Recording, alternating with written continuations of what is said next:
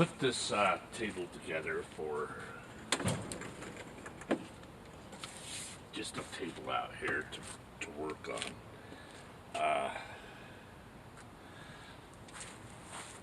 Let's look at some stuff.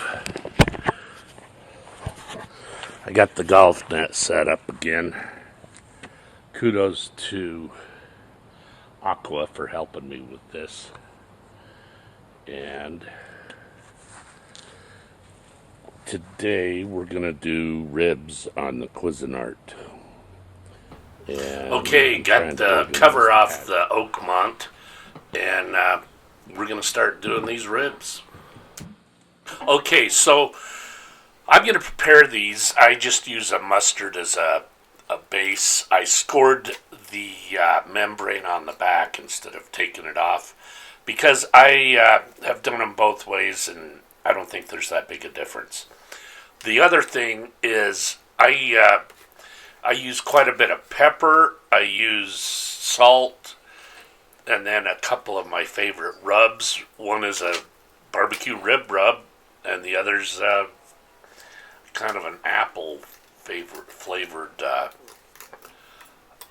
rub.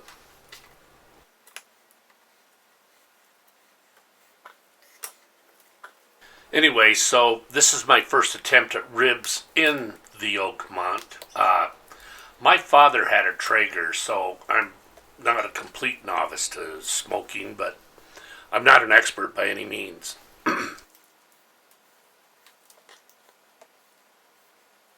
So here I'm just taking a boning knife and chopping off all the loose ends, and there's 100 videos on this, so it's nothing that is new to me. But anyway, so I want to talk about the Oakmont real quick. I think it's a good product, a good solid smoker. Has a lot of bells and whistles. One thing is I have never been able to get the Wi-Fi to work. It's a terrible app.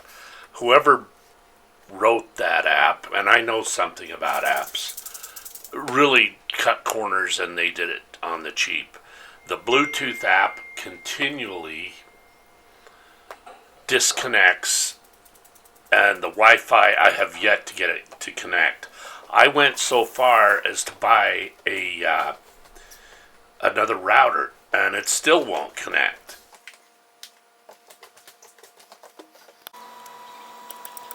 Okay, we're back outside to the Oakmont.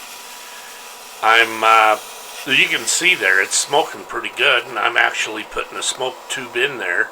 Got my propane torch, trying to light that. In a minute here, it runs out of propane.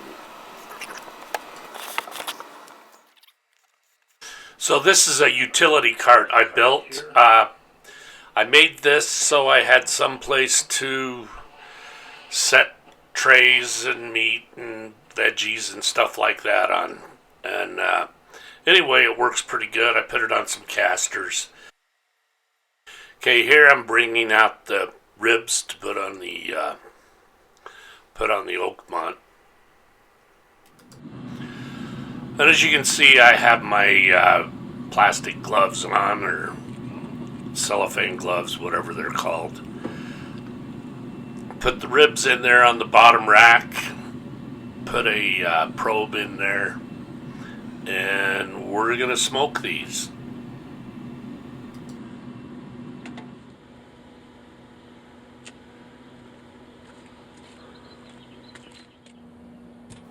So at this point, it's been about an hour and a half, and I put a tray of water in there and start spritzing these.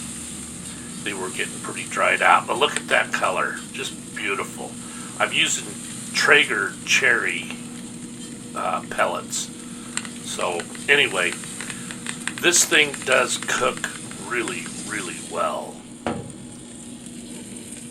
So I'm just adding this clip to show the smoke. It does a really good job of that. I am just really impressed. Here I've got my pan. I put some 2 layers of tin foil on there. I'm going to wrap these. Put some apple cider vinegar in there and some other stuff, and wrap them up and get them back in there to finish cooking. At this point, the bark is just set really well. It's these just look tremendous. Oh, here I'm just applying more of the apple cider vinegar and water, giving it a bath, so to speak, and then they're going to be done after an hour. Okay, this is showing that it has reached 200 degrees.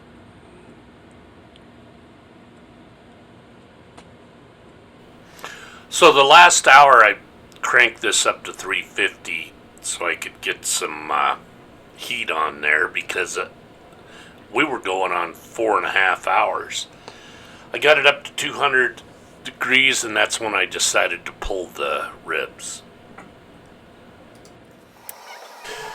So here I'm just pulling it out, and we're going to plate these here in a second. Okay, getting these off the pan and onto the plate.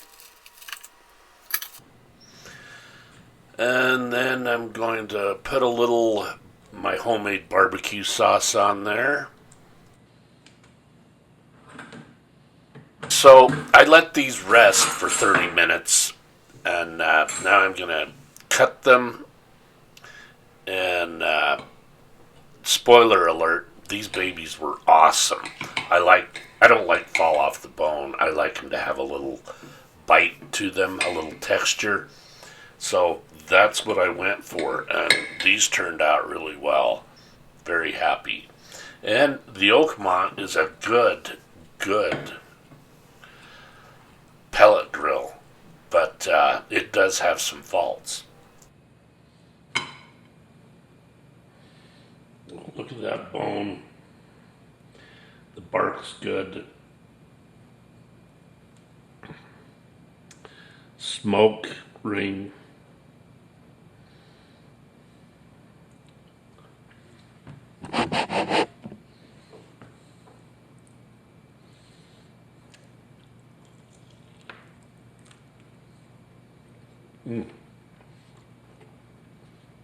That's a damn fine rib.